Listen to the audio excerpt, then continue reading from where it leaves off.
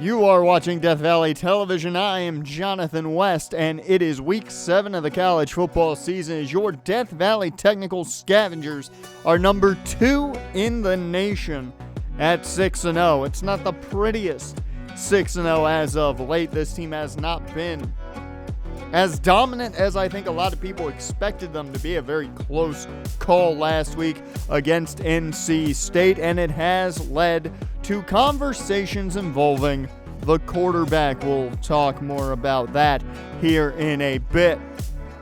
But the Scavengers look to continue their ride of this unbeaten record into conference play as they'll meet the Oregon State Beavers this week, who they had a rough go against last year. They fell to Oregon State late last season, and really when you look at those late games last season, it cost them a chance at the Pac-12 title as well as a chance possibly in the playoff bracket.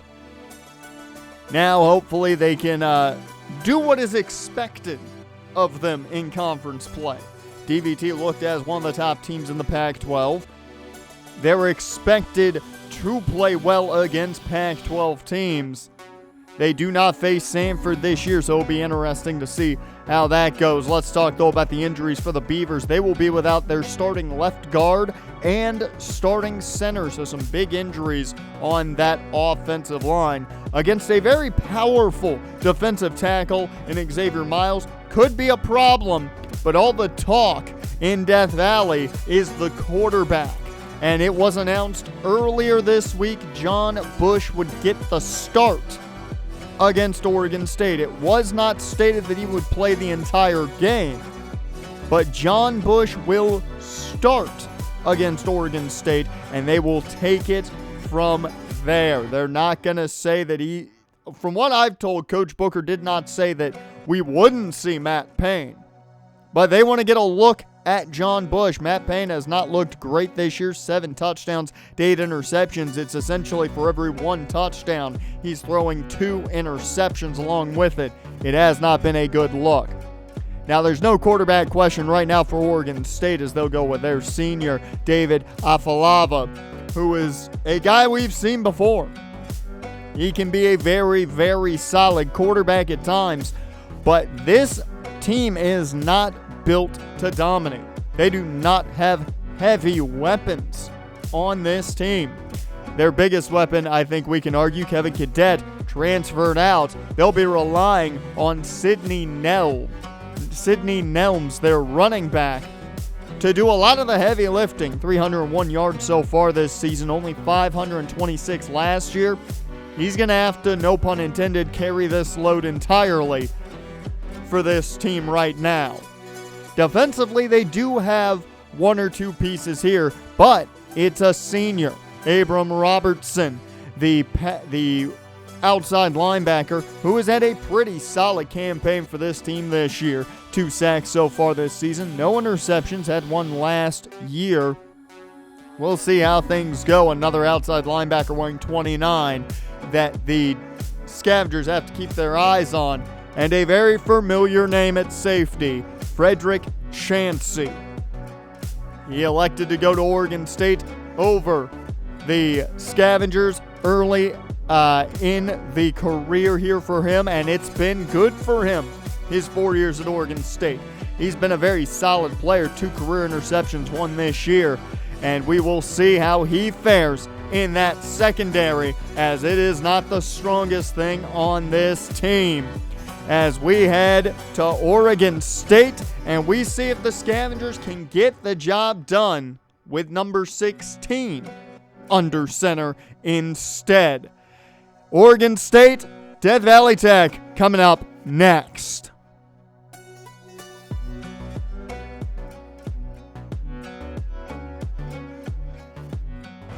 And we are off in this one as Ty Tabor back to return here. He's already got 1 return on the year, only gets up to the 16. Not a great return there by Tabor, the true freshman back, but it's been a good year for Talia Luvo. 419 yards, 5 touchdowns on the season. Now he's got a different quarterback, though, leading the way As it will not change, though, Shaq McBath is who this offense runs through. 10 yards off the bat for him. First and 10 out of the gun. Bush hands off to McBath. He's got room. Good blocking helped him there, as that's going to give him a new set of downs. First and 10. Man in motion's Luvo. They flip it his way. It's been an easy way to get him involved, and he's going to have a new set of downs. That jet touch pass has been a moneymaker for this offense this year, as already past midfield on their first drive is McBath. Going to get more yardage, but looks like this one might be coming back. Something we've seen a little too much this year. Flags flying, and another hold on the season for Andrew Spanway. First and 18 now. Bush in the gun. Takes the snap for the screen, but quickly can't hang on, and a drop might have been the most positive thing. Man in motion is McBath, is Bush to throw. Over the middle, finds Slade, and Alex Slade is headed to pay dirt. Touchdown, Scavengers. The redshirt freshman finds pay dirt, and it is a huge touchdown to start this game for DVT. Exactly what they needed, as Alex Slade gets the work done, and now we see how this defense fares against the no-huddle offense of Oregon State. Afalava out of the gun, and he's going to throw on the run right off the bat and lobs this one over the head of Jaden Anthony and into the hands of his receiver for a big play right off the first snap. Not the way the defense wanted to look right off the bat against the team they are expected to destroy today. Afalava connects. Play right there, though, to make the tackle, as that's going to bring up 2nd and 7. This no-huddle offense we're going to see all day long at Oregon State, as Nelms doesn't go too far, but picks up a good chunk to give him a manageable 3rd down and 3. Shotgun set. Hand off Nelms, and he's corralled. It's Raheem Clay who sets up the 47-yard field goal. So it's bend but don't break after the first big play there by Oregon State. And at least the Scavengers hold them to 3. First and 10 now here for the Scavengers offense, who scored on their first possession of the day. Can they do it again? As a quick throw over the middle, Luvo makes the catch for the first. First and 10. Hand off to McBath. He finds a bit of room, has to fight through some men, picks up 8. 2nd and 2. Hand off to McBath, going out wide. Has enough for the first, and the offense continues to thrive, whether it's through the air or on the ground right now. Nico Blanco now getting his first handoff of the day, and he's got a first down carry on it, pulling out the spin there. First and 10 in the strong eye. They go play action now. Bush on the run. Throws on the run, checks that one down to Dakota Pounds just for a short gain of 2. 2nd and 8. It's a handoff to Blanco. He cuts back inside and fights his way for the first. Blanco stays in the ball game here on 1st and 10. They go play action, though. Deep shot, and that one's knocked away. So it'll bring up 2nd and 10. The offense, though, in field goal range at least, as McBath gets the handoff on the delay, and he's going to get close to a new set of downs. They'll say just shy, as they'll be right at the line to gain. They go McBath again. He's got the first and more, and fights inside the 10, nearly to the 5. The ground game is thriving today as McBath continues his great senior campaign. First and goal. Bush, empty set. Quick throw over the middle. It's Tran Bell. Touchdown, Scavengers. Bell hasn't gotten many touchdowns this season, if any. That might be his first of the year. It's a touchdown, though, for him. That's 2 passing touchdowns on the day for John Bush. A good start for the sophomore transfer. If he continues to play like this, I don't expect to see Matt Payne at all today. 2nd and 6. However, I'm sure a lot of criticism is going to be it's an easier opponent. The question is going to be, will he start next week against Boise State, who currently sits as arguably the top team in the Pac-12, as Barry Michaels with a great tackle there for a big loss. 3rd and 10 is Afalava looks to run with it instead, and he somehow finds room. He just stayed behind a man and was able to essentially use a meat shield, if you will. 1st and 10. The no-huddle continues as they do get the snap off before the end of the first, and Barry Michaels makes Afalava pay. There's the sack, as that takes us to the end of this first quarter of action. Exactly what you want to see at the end of a quarter. All the momentum right now with the Scavengers up 14-3, giving Oregon State not enough credit there with their 3 points. But as long as the Scavengers keep doing what they're doing, it should be an easy DVT win. 2nd and 15 now here is Afalava in the gun. Keeps it himself, ball comes loose, and Clay couldn't handle the fumble. It looked like he had it, but he couldn't handle it. So the sack force fumble sadly doesn't go the way of the Scavengers, but it does lead to another punt by Oregon State. Now back to the offense for DVT as McBath doesn't go anywhere this time around. 2nd and 10. Play action off of McBath. Rolling out is John Bush, taking off, sliding safely, and he'll get just shy of the mark. 3rd and inches. Hand off to McBath, and he got a little caught up on Dante Canoy. Would have had, I think, more if he hadn't been. He may have been off to the races, but it is a new set of downs, and Kavian quickly off the jet sweep picks up a gain of 7. They haven't run that jet sweep much this season, but they have done this plenty as another jet toss gets them all the way down near the 10, but you'll never believe it. There's another hold, folks. It's been more common than I feel touchdowns for this team this year, and that's been the problem. As Bush sets up the screen here for Blanco, he's got room to work with, and that's going to get them near a new set of downs. Manageable 3rd down and 3. They can do whatever they want here as it's a handoff to Blanco, and he's got enough. 1st and 10. Bush with Ty Tabor to his left. This is the first offensive snap of the season for Ty Tabor, and he's got a 1st down on his first carry.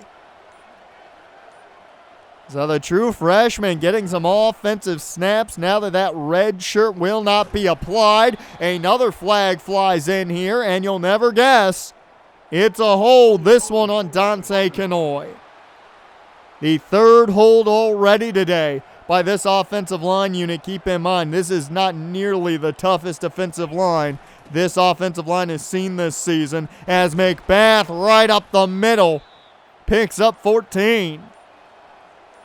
85 yards on the ground already for McBath, and we're not even at halftime. It's Bush, quick throw here to Matt Gage. That doesn't pick up much, but a manageable 3rd and 2.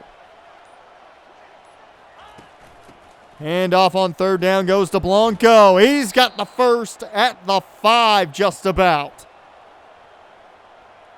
So a new set of downs, first and goal. It's play action here, the tight end screen. This one doesn't end up in a pick at least. It's no gain for Matt Gage as he's the man in motion here. Delayed handoff to Blanco, but he gets caught in the backfield, and there's a hold. How is there a hold where Blanco didn't even get going? Kanoy called for this one. This team is a mess right now.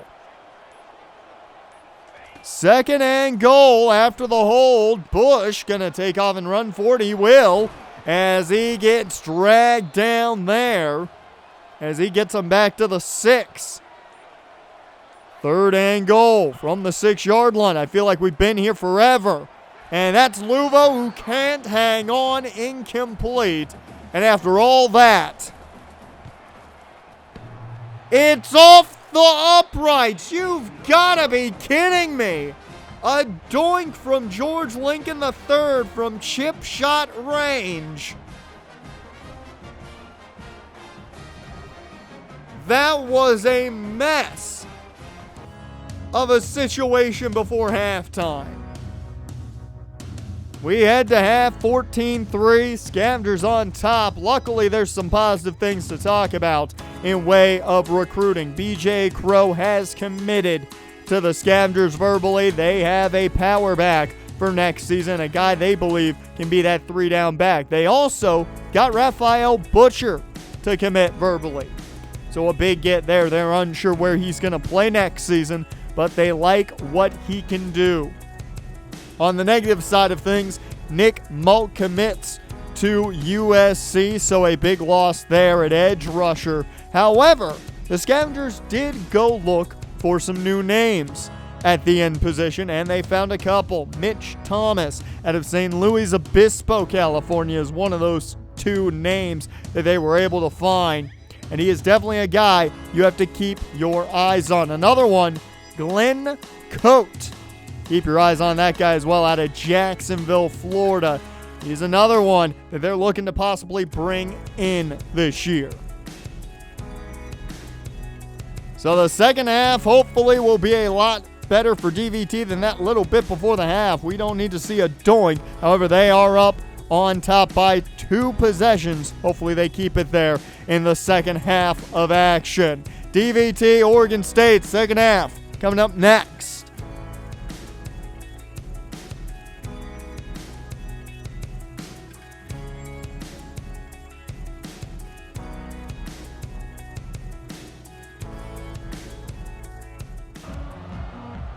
It's the second half of action, folks, here in Oregon State, and the Beavers begin with the football as play action off the back. Afalava doesn't get much out of it. It's only a gain of 1. They go quick to the line, though, as they have all day long with this no-huddle offense. We've seen how the no-huddle has given problems to DVT in the past. Today, not as much, as this one is intercepted. It's Randall Glenn, who is quietly having a phenomenal year when it comes to interceptions. No one is talking about number 39, but he has been playing exceptionally well when it comes to taking the ball away. And it's John Bush out there at quarterback. No change for DVT. They've liked what the sophomore has done today. It hasn't been a lot, but they like what he has done so far. Second and 12. After the loss of 2 by McBath, they're starting to corral that middle of the field. Screen, though, here for Blanco, and he's corralled quickly. Third and 8. Bush going to have to make a play here. Bush looking to throw, finds his man, Alex Slade, and that's going to be enough to get a new set of downs inside the 5 to the 3. 2 big plays to Alex Slade today by John Bush. He knows who his favorite target is. First and goal here as play action. Bush on the run, checks this one down to Pounds, and that loses 2. Second and goal. They flip this one to Luvo, and he's caught in the backfield, and there's even a flag out. This is going to get brought back, and that's another, guess what, hold on the day for this team. 3rd down and goal now. Bush in the gun. To the end zone, and Slade takes a shot. I'm not sure if he hit him before the ball got there or not. I think they need to take another look at that one, as the field goal is up and good this time, just inside by George Lincoln III. It's a pure 2-score game, but this is certainly a lot lower scoring for Death Valley than a lot of people expected, as down goes Afalava there. 2nd and 10. A lot of people expected this to be a killing. Oregon State, though, defensively has kept DVT from finding pay dirt more than once. Or I'm sorry, more than twice. As that is a touch, or a big pickup, I should say, for Nelms. As the shock of the game has taken its toll on me, apparently. 3rd and 2. The no-huddle offense continues here. It's Nelms again, right up the middle, the biggest play of the day for Oregon State, and they couldn't stop him. A 32-yarder.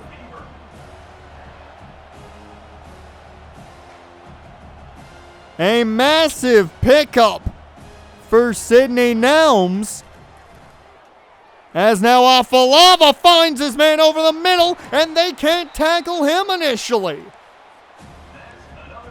What is going on? They give up one big play after another as the no-huddle continues. All the momentum right now with Oregon State. The Beavers, the closest they've been to a touchdown today, and they'll find one. Touchdown, Oregon State.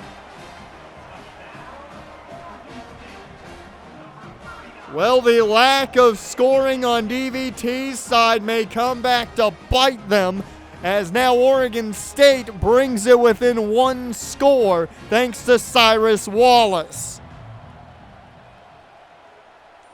So John Bush and the offense have to get something going. A quick screen here. Cave in quickly. Picks up 7. 2nd and 3. The big key factor here is how many holds are we going to see on this drive. I feel like we've seen a ton each drive now, as a good first down there by Blanco on the ground. McBath checks back in. Had a great first half running, has been quiet so far in the second half, but there's a good run to eclipse the century mark. 1st and 10. Blanco, nice spin, getting away from 2 men as he picks up 7. 2nd and 3, Blanco stays in the ball game. And nowhere to go this time. 3rd and 4. Big 3rd down situation here. They do hand off to McBath, and he fights to get the first. A new set of downs as the clock keeps ticking here in the 3rd quarter.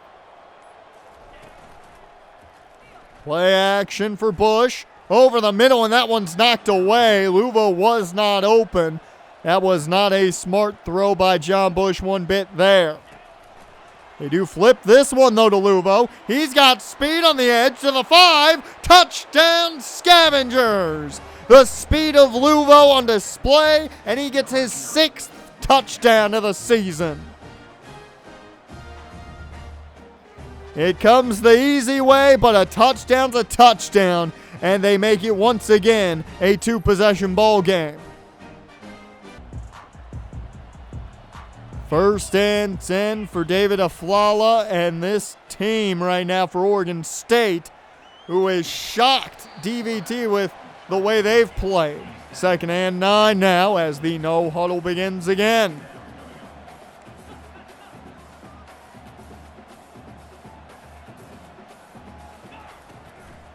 And a quick throw to the outside for the screen, and they can't bring him down. It should have been a gain of about 3 at most. Instead, they're just shy of the mark. And now they go once again into that no huddle. And this should be a simple pickup here. They flip it to Nelms, wide open. There's a flag, though. Is this one coming back?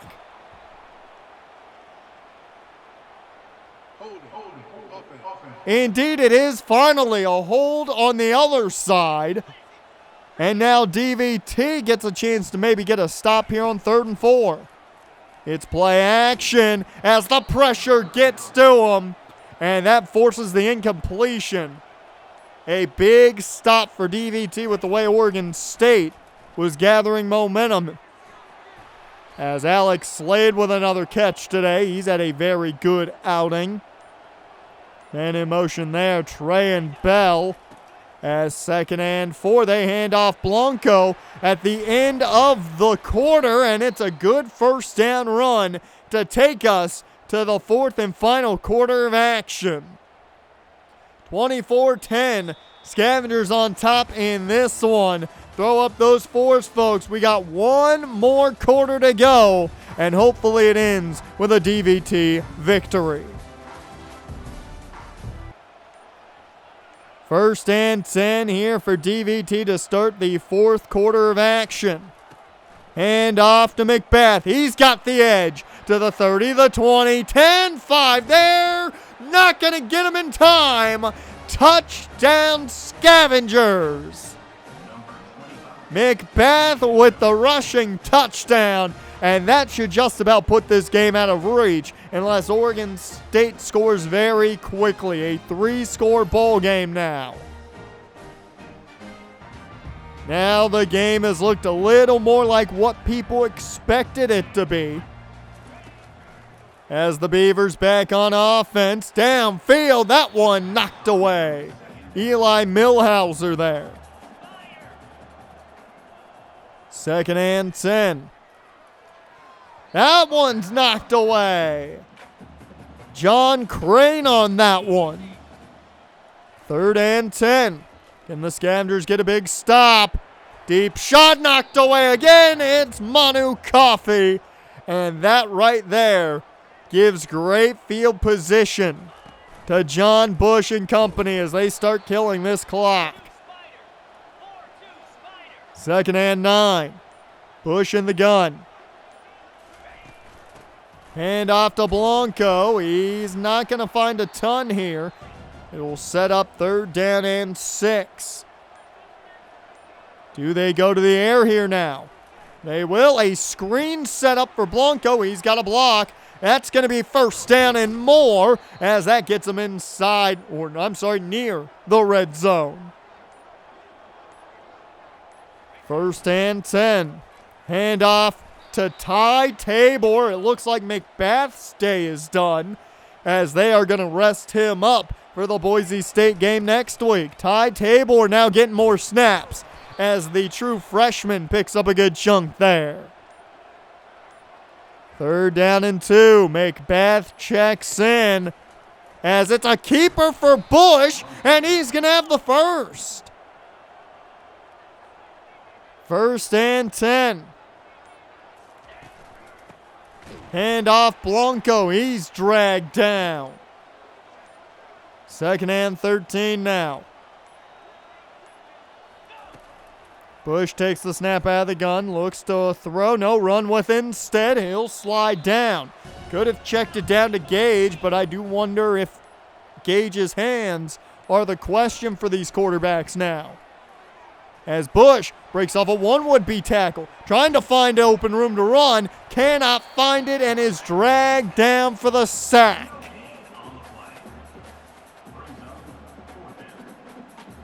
So DVT will have to settle again, and hopefully this one doesn't go off the uprights. Another George Lincoln field goal. Kicks up. It's perfect. The chip shot adds 3.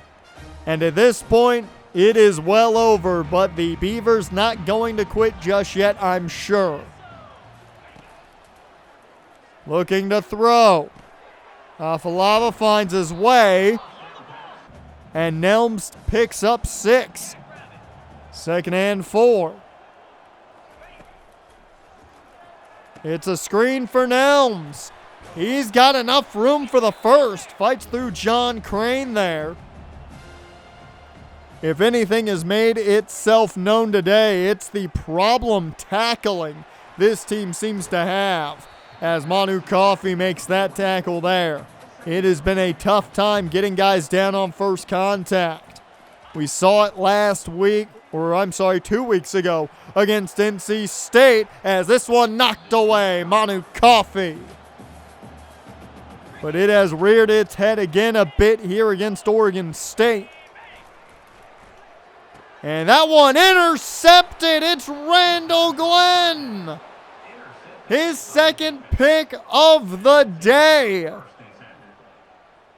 This man is a magnet for the football. First and 10. John Bush looking to seal his first win as a starter collegiately. Second and 10. Bush in the gun, Ty Tabor to his right. Hand off to Tabor. Tries to spin away, cannot do so. Third down and 5. A first down ends this ball game for sure. Hand off Tabor. Block does a good job there, and that's going to be enough. This game is over. 34-10. Scavengers take down Oregon State and begin conference play 1-0. A good showing by John Bush. Certainly did not throw the ball a ton. Made some smart plays. I think you've got to like what you saw, but you want to see more from him. I think that's the key component. His first start in his collegiate career. So, take that for what it's worth. But we will see exactly if there's more John Bush next week against Boise State. That is going to be a key component here. 3 touchdowns, no picks, 76% completion percentage. You've got to love what you saw out of the sophomore. And he's going to be fighting Scotty Skowronek next year for this starting job. Now, Skowronek is being essentially redshirted again by this team just to give him a chance to learn. But it's an interesting situation here at quarterback. That is a definite, especially when you look at the next team coming up. As Slade had a very good outing, 3 receptions, 81 yards and a touchdown, the first of the day, and a big one at that. And Luvo adds another on his good year. But this team did not look sharp early, but came out the way you expected in the second half. They look like the team we thought we were going to see against Oregon State at the beginning of the game. They got the job done. They won dominantly in the end of it all. And I mean, they made life not great for Afalava, which is exactly what you want to see. Glenn, 2 interceptions. His quiet, amazing season that is going on has been, I think, the shock of everyone in Death Valley this year. Luckily, the Scavengers added Nick Burton to the list of recruits that have verbally committed. No Burton here from the prospect out of Oakland, California. They also add Martin Cobb out of Elk Grove, the big defensive tackle, who is expected to more than likely be a project for this defensive line. And a guy they're looking to grow, as well as David D'Ampiro, the athlete out of Mountain View, California. So a handful of new commitments being made after a big win in conference. Raheem Clay also as the Defensive Player of the Week in the Pac-12 to his award category this season, as DVT gets ready for what is probably the biggest game on the schedule when you look at conference play in the Boise State Broncos. This is a game that, in my opinion, is must win with the way things went last year. A loss could mean no Pac-12 title. Keep that in mind.